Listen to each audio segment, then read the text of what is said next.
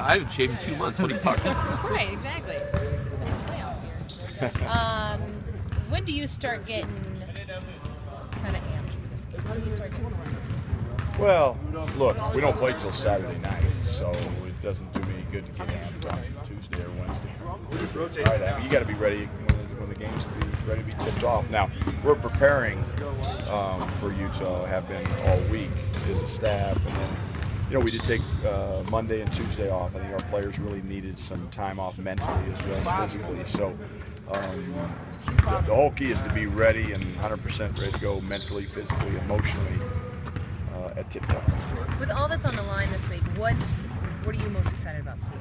What kind of gets you going? Look, we've got incentives? everything to gain. We've got very little to plan. Utah's a good team on the road. The challenge I give our team is 115 years in Colorado basketball history. There's been 3 teams that have won 21 games in the regular season. This team is one of those 3. We got a chance to say we're the only team to win 22 regular season games. I mean, what an opportunity to make history. So we're just going in there to try to cement our legacy. Is that legacy part? I know it's sometimes hard with young players. Do you think does that resonate? I don't know if it does or not. I try to, I don't think we have any history majors, but I do think that if you just keep reminding them, hey, you have a chance to do something pretty special. And look, players are. The one thing about this team is our players have been pretty resilient this year, and they've answered the bell. There's been very few games. The ones that we've played where we haven't come out ready to play. Now, we haven't always played well, but it hasn't. Most of the time, it's not because they haven't been ready. As tough as this Pac-12 road season has been, is there also a little bit of motivation in that as much purity as there's been, as how wonky it's been? Is there? Well, is it wide open in that sense? Yeah, you know you have to be ready to play every time. I mean, we weren't ready to play against UCLA, and we got blown out.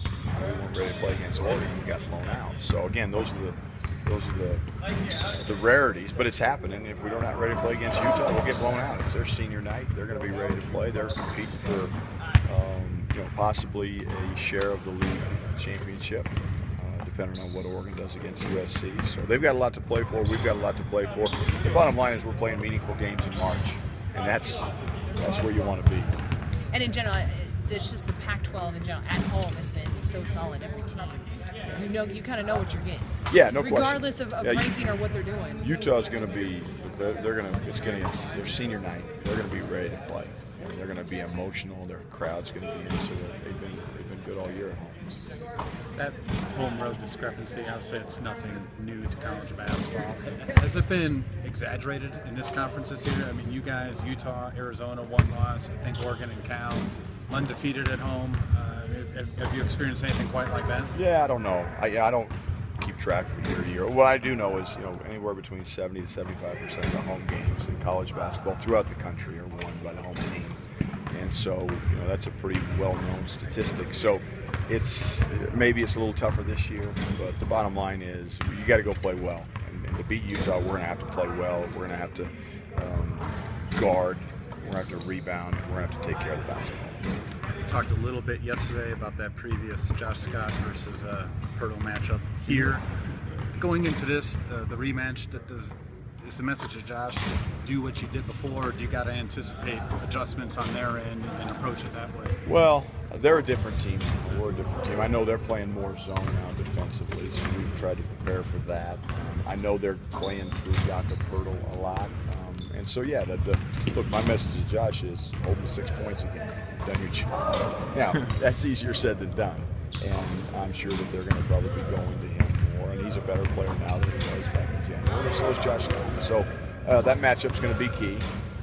But again, it's a team thing with Jakob Pirtle. It's not going to be just one guy. But Josh is as good a low post defender, I think, as there is in the league. You get to go on the road. This is the first. You're not going to come home anymore. Is this kind of the first game of a run where you can see how these guys are going to react on the road? Well, this is our last true road game, unless we play Dayton in the first round of the NCAA tournament, like Boise did last year. But hopefully the committee doesn't let that happen again. So this is our last true road game of the year. We know that. After this, everything's on a neutral floor.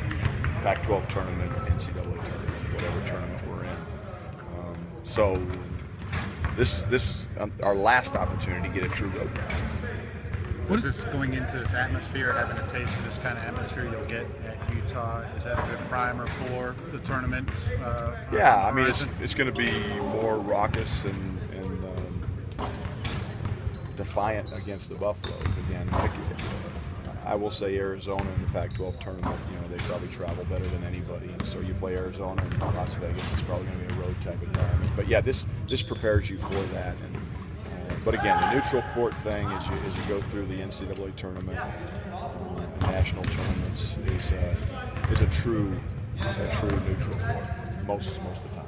In terms of atmosphere and difficulty, where do you rank that Salt Lake trip in terms of the difficult road trips in the Pac? It's right up there. I think if you had to ask me to rank the top 3 arenas in the Pac-12, without a doubt it's Arizona, Utah, and Colorado. Not necessarily in that order. Arizona certainly has the most consistent attendance records. Utah is pretty close. We've dropped off a little bit this year, but we're still pretty solid. I think we're third and in terms of atmospheres, I think the 3. Cal's certainly drawn better this year, and that arenas is tough. Arena's tough. So is Oregon, but I think Arizona, Utah, and Colorado are the top 3. Thanks, Coach. Okay.